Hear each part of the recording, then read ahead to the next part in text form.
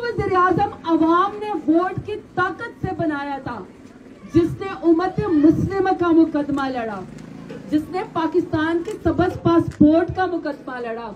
जिसने इस्लामोफोबिया के खिलाफ मुकदमा लड़ा, जिसने फलस्तीन का मुकदमा लड़ा, जिसने कश्मीर का मुकदमा लड़ा, और जिसने आंखों में आंखें डाल के सुपर पावर की आंखों में कहा एब्सोल्युटली नॉट, जिसने आपका मुकदमा लड़ा, उस शख्स के ऊपर सियासत में तो मुकाबला नहीं कर सके, उसका अवाम की अदालत में तो मुकाबला नहीं कर सके, क्योंकि 22 करोड़ अवाम के दिल अल्लाह ताला ने इमरान खान की तरफ मोड़ दिए। तो उसके ऊपर 40 से ज्यादा दहशतगर्दी की FIR करवा दी गई, उसके ऊपर तौहीने अदालत के मुकदमे किए गए,